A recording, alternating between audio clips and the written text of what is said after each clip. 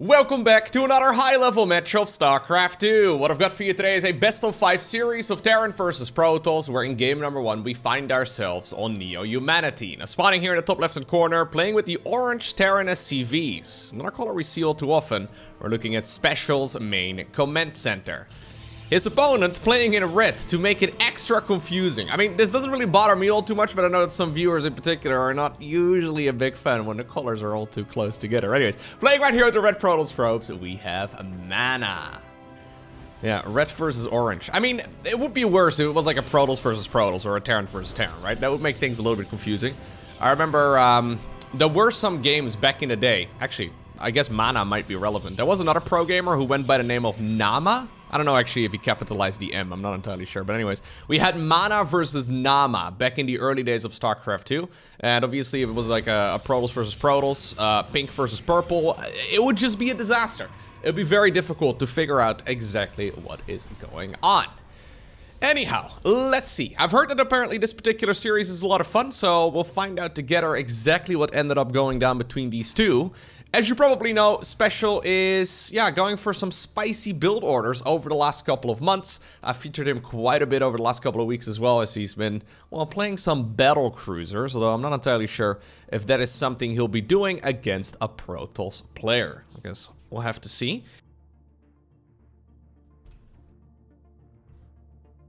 Okay. So, I guess MaNa is going to proxy his second pylon over here. Doesn't make any sense for a Stargate opener, doesn't make any sense for a Robo, so proxy Twilight, I would imagine. Not entirely sure. It'd be a little bit funky. Anyhow, in the meantime, on the other side of the map, everything is A-okay. Special opting to go straight into the reactor. He just built a Stargate at like 220 gas. I'm not exactly sure. Oh! Wait, it's a proxy Stargate? Yeah, proxy-ish, quote-unquote proxy. As well as a sentry on the back of it. Okay. So, what if Terran decides to attack? I guess we're gonna chrono boost out units here. Yeah, okay, so more and more, this is definitely a little bit funky here. Special is not really going for any sort of aggression though, so I guess this will work out. He's decided to go for the the double barracks over here. Second barracks is before the starport, so it's gonna allow him to get a lot of units going here in the earlier stages of the game, and that may very well work out quite well for him. He's not gonna figure out what he's playing against. It's gonna be a proxy Oracle too. I would have expected Phoenixes here, but maybe Phoenix on the back of it. Yeah, okay, so it's an Oracle, so this is the type of build though where you usually have enough units to make sure that you're not going to lose against anything, you know, all too crazy. He's gonna go straight into the tech lab here as well, so probably into a Cyclone. That's really the only thing that makes sense here, but this is already a build that is a little bit special. It is a little bit feisty. Really? The Dream Team is back! I would imagine that this hallucinated Oracle that explains the really quick sentry is probably here to soak up a Widowmine hit. Now, there is no such thing as a Widowmine hit. Special right now is gonna see this Oracle. He's like, oh no, it's an Oracle, everybody quick! Yeah, so he's flying it around to soak up any of the damage, and then the real Oracle comes in from the left.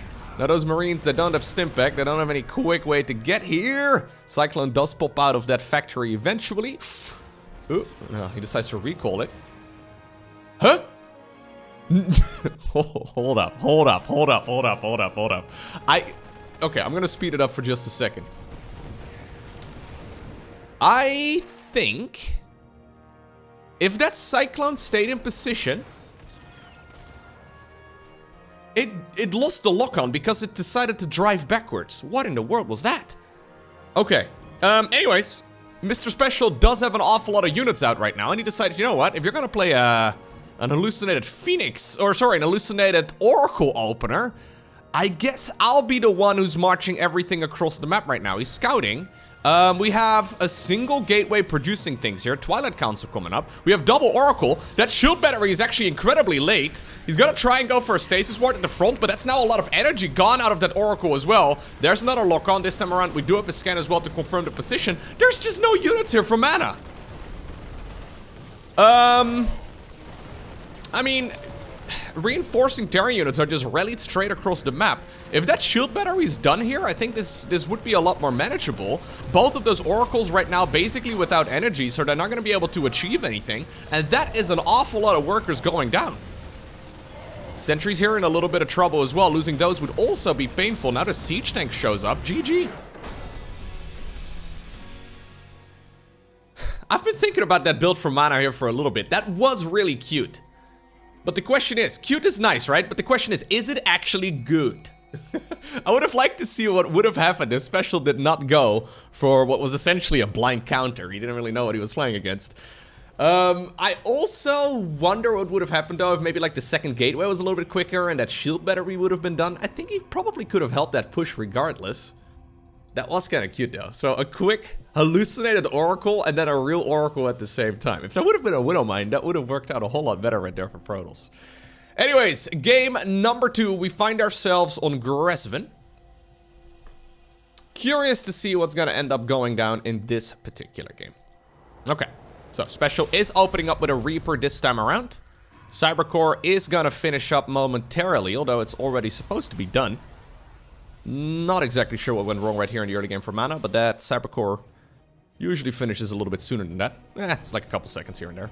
Doesn't really make that big of a difference, but at this level of play, it can certainly add up. Reaper is gonna come across. And it's gonna start scouting out whatever it can. Okay, the wall-off over here is not actually completed. So, the only reason to build structures over here, are we gonna try and trap it? Is that the plan? Well, the only reason to build the structures over here is to make sure... I actually love that move. No way. I think Mana can now catch that. Oh god, okay. I was criticizing the positioning right there.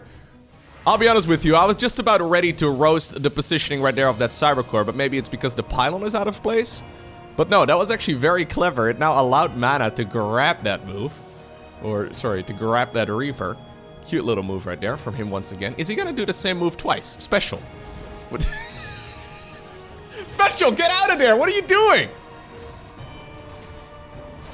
Well, at least the probe will die. I guess he's gonna settle for that. Ooh, he tried to throw a grenade right there to boop himself to the other side of these structures, but sadly for him, he ended up, maybe sadly for us as well, he ended up dying there before the grenade actually, well, I mean, honestly, I don't know, man. I don't think throwing a grenade at your own feet is a very good, you know, play in general, but it could have been cute.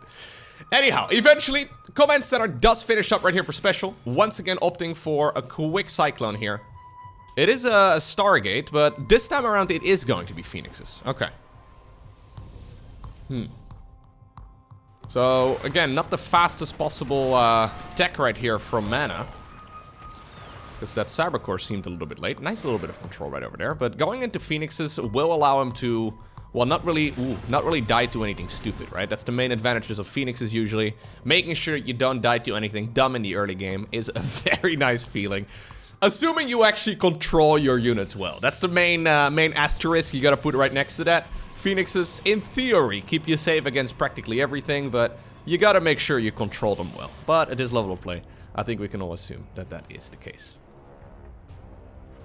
I hope we're gonna see that, this is a best-of-5 series, right? I hope we're gonna be seeing the hallucinated Oracle into real Oracle build again. That was really cute. I actually do believe there's some potential there. I haven't seen that before. That's really nice. And before there's one guy in the comment section, Loko, you've never seen that build before? It used to be popular between December 2012 and March 2013. My god, I remember this and that pro gamer executing it in this and that map. Sorry, guys. Sorry for doing such a bad job. Sometimes there are YouTube comments that do crack me up a little bit, man, where someone is pulling the actually card. I see those from time to time. I like them, though. It's pretty funny. Alright, we have the grand split right over here on those adepts. Special, though, coming in from the side. He doesn't really know what he's playing against. He has seen the Stargate. He's expected units to, well, show up by now. But apparently Mana decided to save up a bunch of those oracles before eventually committing them towards the other side of the map. He's gonna go for the third Nexus after the Robo Bay. So the Robo Bay is gonna allow him to go into, of course, the Colossus. And the Colossi are pretty amazing. While they are expensive, usually the Phoenixes do buy you enough time. But here, once again, it comes special. So this is one of those builds where you just simply have a lot of units. There's a couple of these SCVs now brought to the front too. He's not really opting to go for a whole lot of flying units, and I actually kind of dig it. He's decided to just, yeah, skip the starport altogether. Now finally goes into an NG bay as well. Now, one of the Cyclones goes down. Marine also ends up falling here. Okay, good force fields there. Lovely little force field. Colossus not out just yet, because obviously the Robo Bait takes forever to finish. And right now, this is actually a really cute little build here from Special, who is trying to... who's trying to counter a Colossus-based opener. So even though he hadn't seen any of that Phoenix count until a little bit later, he had already committed down this road. He realized, okay, if there's no Oracle showing up at this point in the game, no hallucinated Oracle either, I guess it can only really mean that it's one thing. Now, that was a good force field there, getting rid of one of those siege tanks. But still, there's a couple bunkers now building at the front. First Colossus is about halfway done. Keep in mind that the Phoenixes here, yeah, they can still pick up reinforcements, but they can also get rid of that siege tank. But now suddenly there's a bunch of bunkers filled. Still, you are on a timer though here, as Special. He could commit to killing the third Nexus if he wants to. Mana has not been making that many probes here for a while. Okay, and there's also a missile turret coming up. Really special. So these Phoenixes have been busy picking up whatever they can. At this point, though, they can pretty much pick up every unit that's outside of a bunker, and I think that's exactly the plan right now. Getting rid of that siege tank nice and quick, although you really lift that one up once again. Colossus there in the back, dealing a lot of damage, being healed by a shield battery as well that was also persisting in the back. Missile turret guy, well, very bravely shooting right there at that Colossus. SCVs end up going down. I thought for a second there was some counterattack that I missed, but of course, that's these SCVs right here at the front. Okay. So, cool attempt right there from Special. But not quite what he was hoping for.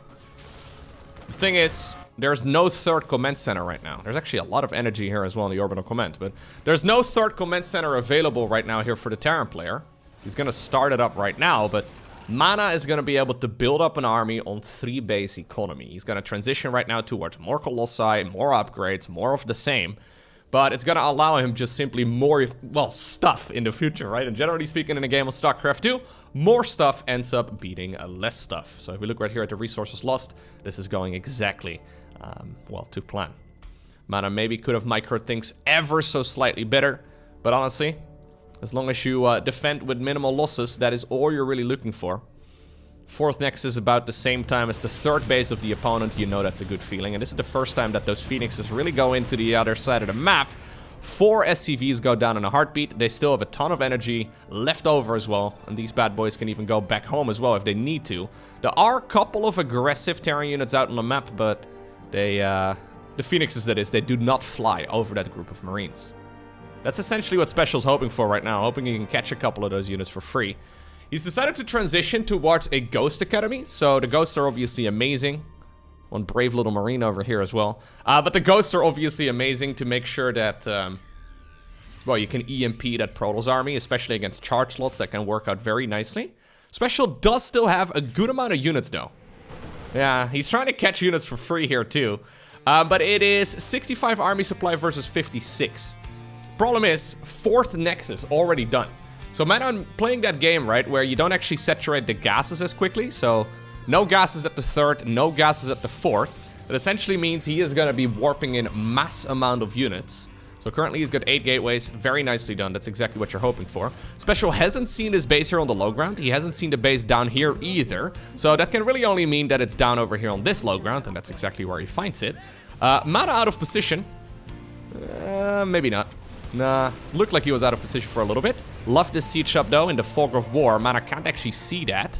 Okay, now finally the siege tanks do reveal themselves. Phoenix is coming in from the side. There's really not that much available though. Guardian Shield still nicely, well, at least when I started that sentence, still nicely available there for Mana, but I think Mana is maybe making a bit of an overextension. Ends up losing one of those Colossi. He's got a ton of money in the bank. He must have missed one of his warp-in rounds, and that is really going to hurt him right now. I think if he would have warped in like 8 additional Zealots during that fight, or maybe a bunch of Stalkers, he would have been able to keep both of those Colossi alive, and with it probably the Immortal and the Sentry and everything else.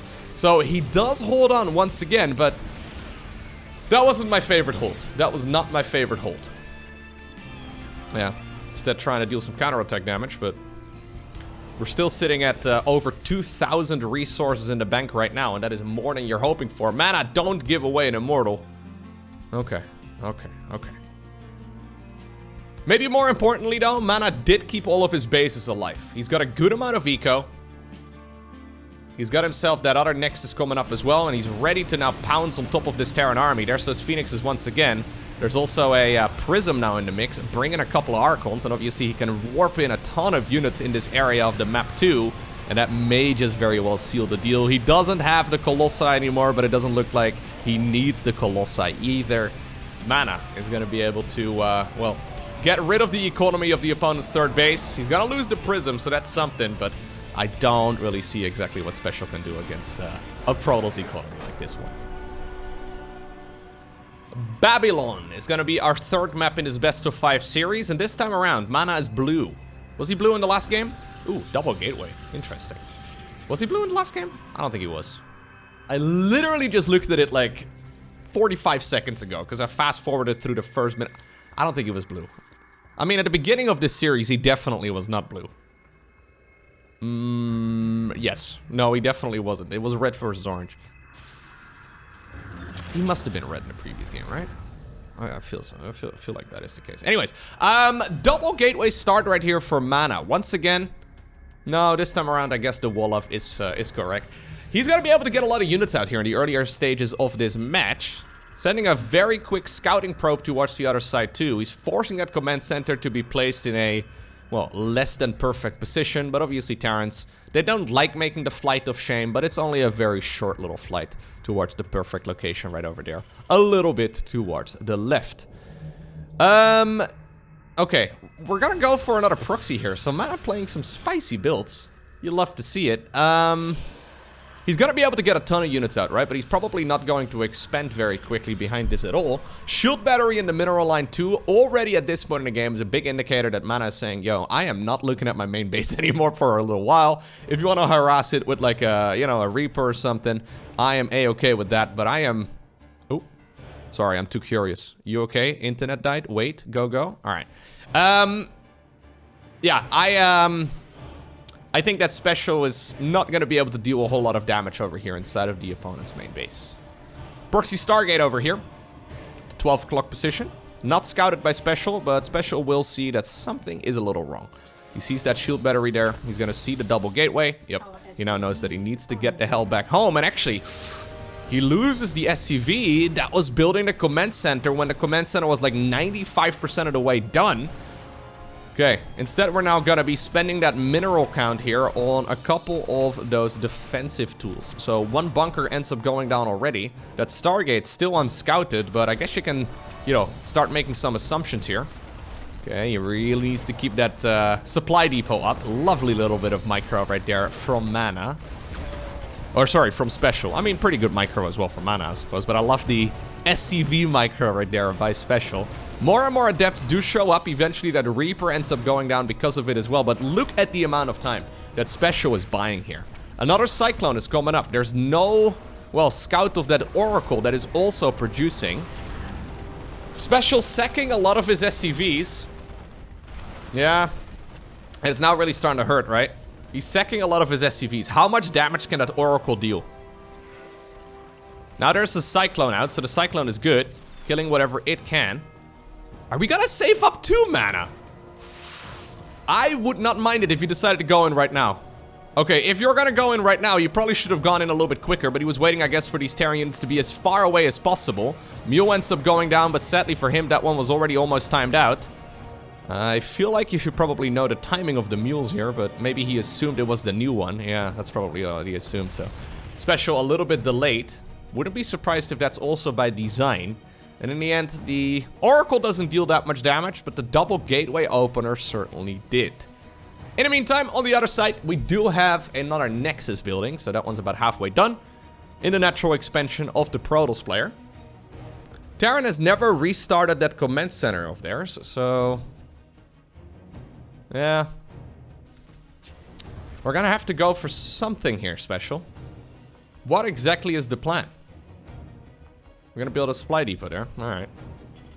That's not exactly the plan that I was thinking of, but I'm assuming we're gonna have to go for, well, something here.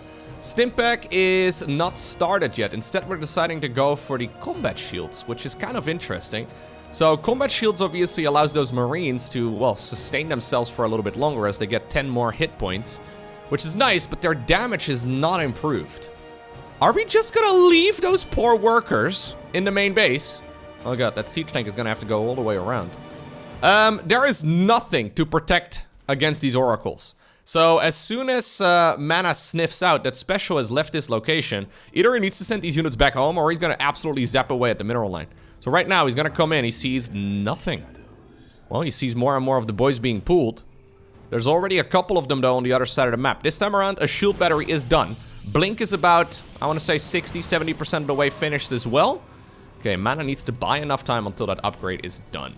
Combat shields at this point is finished, so suddenly those Marines, they pulled out one of those shields out of their backpacks. Okay, good targeting right there on the siege tank, but the siege tank is alive.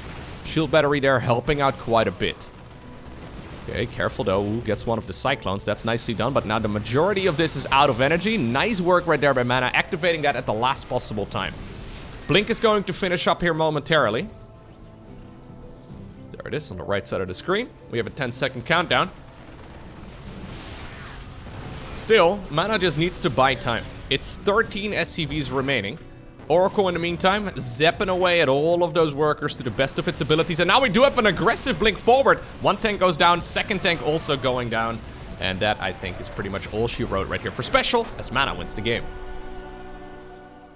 Next up, we find ourselves on Ancient Cistern. Now, once again, there's an adventurous little probe out onto the map already. Interesting. Are we gonna do anything with it? No, actually, this is not very exciting at all. I was getting excited, but I think it's just for scouting. This time around, we do have a crisply timed cybernetic score right there at like 1, 22, 3, 4 maybe. Anyways, at the appropriate time, earlier on this series. The Cybercore, I swear. Maybe I should look back, but I feel like the Cybercore was definitely a little bit later than we should have seen it. Anyhow, Ancient Cistern. I was hoping that we're gonna see the fake Oracle, the Foracle into the Oracle. The fake Oracle into the real Oracle. The Foracle into the Roracle. I don't know. If that is gonna be a prevalent build, we'll have to come up with a name, but so far, sadly, I think MaNa is only gonna pull that trick once in this series. Maybe next game. We'll see. Adept coming up. No tech just yet here for the Protoss player. As he once more goes for a proxy pylon. That probe, look at the minimap. It had an adventure, man. Woo, woo. Okay, we've gone everywhere. And eventually, he made it across the map. We'll see what he decides to go for. Stalker coming up right now after the Adept. And it's a huge ledge, so difficult for the Protoss player to push back the Adept. Or sorry, the Reaper here. So the Adept is going to be forced to stay over here. So we're going to go just for a good old proxy gateway. It's a triple gate opener right here from MaNa. Okay. So already got a bunch of probes here in the main base as well that can be transferred towards the low ground. There should be more than enough units available here for MaNa eventually, as he really does need to send a couple of those workers.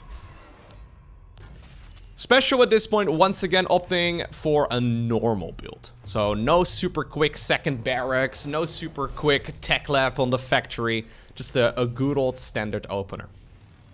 And obviously, Special at this point must have noticed the lack of, well, much in the main base, right? So because of that, there's a good chance that he's still a little bit afraid of something like a Stargate opener, so that's why we do have some units rallied around the main base and the natural, just to make sure that an Oracle that usually would show up at like 340 or so is going to be pushed back if it's a really quick Oracle. Normally it would arrive if it's built in the main base around the 4-minute mark, something like that.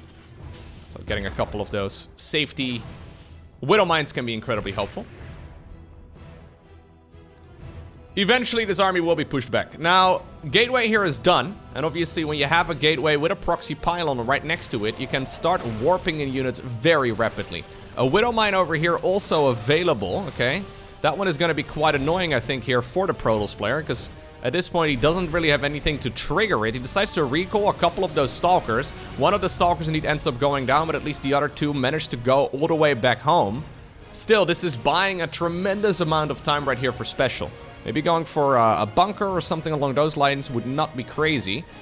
Okay, he's decided to go for a tech lab right now on that factory to make sure that he's going to be able to get some higher tier units out. But this is going to take a while. The mule really should go back to mining. Fun fact, mules cannot actually fight. They don't have a fighting animation. Maybe that would be OP, I'm not exactly sure. But we do have a bit of damage being dealt right here by MaNa. There was that one medevac though on the other side of the map. And it's filled with a single Widow Mine. We'll have to see what it decides to get done. There's a lot of SCVs already being picked up. Nice move over here, but the question is, man, I see this so many times. Okay, is there gonna be a reaction from Protoss? There is a reaction from Protoss, and that's exactly what we need to see. Perfect. It happens so often, even at this level, that like one of those Widow Mines kills everything, right? Or you have like a delayed reaction, and then they kill even more than they would have if you didn't micro it at all. Tons of SCVs end up going down right here. A wonderful start from MaNa, who's really bringing the spice in this series, right? Really going for some aggressive strategies. Feels like over the last couple of series that I've casted of special, he's been the one in charge of the pace of the game, but not against MaNa. He wants to get that medevac really badly, but yeah, that's not going to happen. Okay, so that Widow Mine, by the way, is still available too. It now got a couple more kills, but it's gonna be okay, as there is now detection available right here for the Protoss.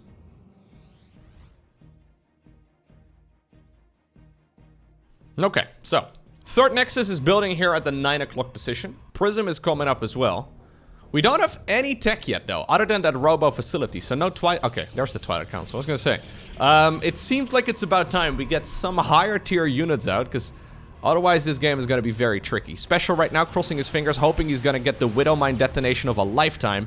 But sadly for him, so far that has not been the case. And MaNa has been on point. Sure, he lost a couple of probes, but nothing all too crazy. That being said though, even though Special was reduced in the SCV count, and even though he doesn't have the greatest economy here, yeah, it's not the end of the world, right? As soon as you have a couple of those mules returning cargo, and as soon as you are forcing those probes to pull away from the mineral line. Look at that. That's exactly what Special's trying to do. MaNa is not falling for the bait. That is an empty medevac drop. I mean, quote-unquote drop, I suppose. Boosting it through the mineral line, trying to create some panic, trying to catch up in that income advantage, right? So trying to make sure that he does not fall further behind. Now the Stalkers are in the main base. Supply-wise, this game is still very good right here for Special. Obviously, not a good start for him. Don't lose the medevac, please. Okay, medevac ends up going down right there at the cost of one Stalker. That siege tank having a good time. Probably want to be pushing it a little bit closer. In one-on-one battle, the siege tank will certainly win against the Prism. So there's no charge or anything. We just have the Prism, as we do have charge on the back of this. So it's actually a Templar Archives, Immortals, and then a bunch of additional gateways. So this is going to be an Archon Immortals Zealot-based attack right here from MaNa. And it is going to hit like a truck. After those early game losses, it's usually the follow-up attack that's so dangerous, right? So MaNa right now has essentially got 3 base economy. He's going into Storm. Okay. I assumed we were going to go for a big attack with Archons, but maybe he's just going to sit out here and wait until the Terran player decides to make a move. But anyways, usually the follow-up attack can be very, very difficult. For the Terran player, that is. Stimpack, combat shields, +1 infantry weapons. The classic timing right here of the Terran is coming up. I think MaNa is gonna go up against a Terran player who's gonna put all of their eggs in one basket. Easter is coming up, so it is quite appropriate, but he's gonna have Stimpack and combat shield and +1 infantry. It's going to be a huge power spike, right? So these Terran units are suddenly going to be significantly more powerful in about 30 seconds from now. I love this Storm here, actually, for MaNa. It's really appropriately timed, as he should be able to finish that up by the time that the attack actually hits. So, yeah, one of these is low on energy. That must mean because he did a feedback right there on that Raven. So the Raven only energy for 1 auto turret. Big medevac drop. So Special decides to just load everything that he's got inside of the planes. MaNa is not going to see this until right now. Storm finishes in 3 seconds. Recall here on the entirety of the Protoss army, I assume. Yep, there it is. Are we going to storm? We are going to storm, and that is one hell of a storm right there. I don't think Special really expected that just yet either. At the same time, a couple adventurous Widow Mines here, just walking their way on over towards the third base. But MaNa, okay, also on point there. He's just trying to buy as much time as possible. just important that you don't send those probes back too early. There's still a lot of lost timing there, or a lot of lost mining time though, so not the end of the world. Okay. There's that Raven once more. The thing is though, MaNa's army overall is more powerful. So this Warp Prism... Oh, don't lose the Prism, don't lose the Prism. Okay, that Warp Prism loss could be absolutely tremendous. But no, he's gonna keep at least the majority of it alive. Ends up losing quite a bit as well. Auto turret over here being annoying. We do have those Widow Mines getting shut down now for good. So I do believe we have detection. Yes, we do. To get rid of that one mine as well. Okay, nice crisis management right there from MaNa. Anyways, MaNa has had a good amount of High Templar, but losing a bunch of them there does kind of suck. What about this drop? Special looks at it. He sees that there's units waiting for him and he decides to back off. Creating chaos is usually one of the great comeback mechanics in StarCraft 2, right? But so far, MaNa is on point. Defending all areas at once, making sure that he is not overextended in any one way. So there should be more storms over here, yes. He's a little bit preoccupied here on the right side of the map too. Okay, now this is looking quite decent right here for Terran though, dealing a lot of damage. Trying to get rid of these Immortals, trying to get rid of the Zealots, but so far the attack move right here from Protoss is enough. No need to really micro that all too much. And even though there is a third command center now fully mining here for the Terran player, Protoss already has a fourth. Not a great amount of eco there. Looks like the Prism, no, it does not end up going down actually. We're just going for a second Prism. Okay. Apparently we're gonna try and create a little bit of chaos as well. He still has that proxy pylon, so I wouldn't mind seeing him use that one again. But anyways, instead, I think we're trying to set up a bit of a sandwich. Yeah, the Protoss army right now split up. Big storm over there on the Bio army on the left. He's trying to bring more and more of these Protoss units towards the high ground as well. There's a couple more of the Templar hiding right there inside of the Prism, trying to cut off the Terran. Beautiful move right there by MaNa. Still, there are a lot of siege tanks set up. Does he care though? No, he decides to charge forward. There are a couple of Widow Mines. Maybe with good Widow Mine detonations. Those were pretty dang good. He can hold on, but Terran right now is being overwhelmed. MaNa trying to zerk his Terran opponent. And in the end, it's enough. He obtains the victory 3-1.